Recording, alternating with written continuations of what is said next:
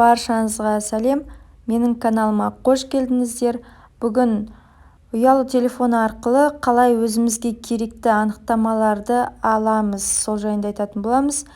Ең бірінші өзімізге EGOV мобил немесе мобайлды скачать етіп аламыз. Жүктеп алғаннан кейін авторизация жасаймыз. Бастапқы бетте көріп отырсыздар, справка об отсутствии судимости бар. Соны алу үшін бізге профиль бөліміне өту керек. Өтеміз. Содан кейін ECP арқылы немесе SMS арқылы тіркелеміз. Мен SMS арқылы тіркелемін. Яғни маған бір реттік код келеді. Соны теріп жазып, мінекей кірдім. Содан кейін бізде здравоохранение деген бар.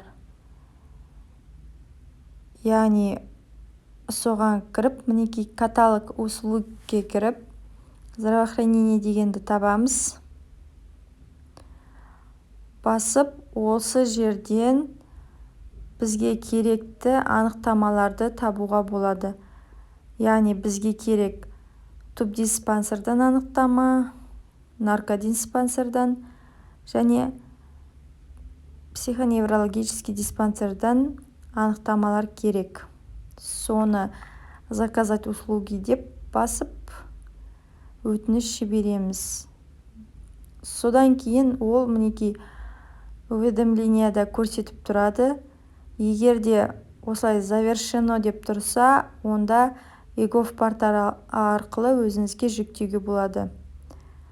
Мында EGOV порталы арқылы кіреміз.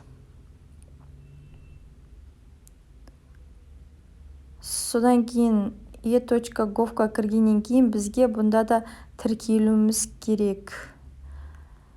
Немесе бір рет кіруге болады, яғни SMS код арқылы.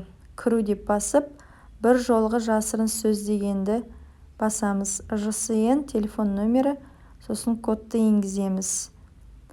Енгізіп болғаннан кейін мұнда жеке кабинет деген бар. Сол жеке кабинетке кіріп, кіріс дегенді басып, мінекей ішінде барлық мәліметтер бар. Соның біреуін таңдап, орысша, қазақшасын өзіңізге жүктеп алуыңызға болады. Рахмет.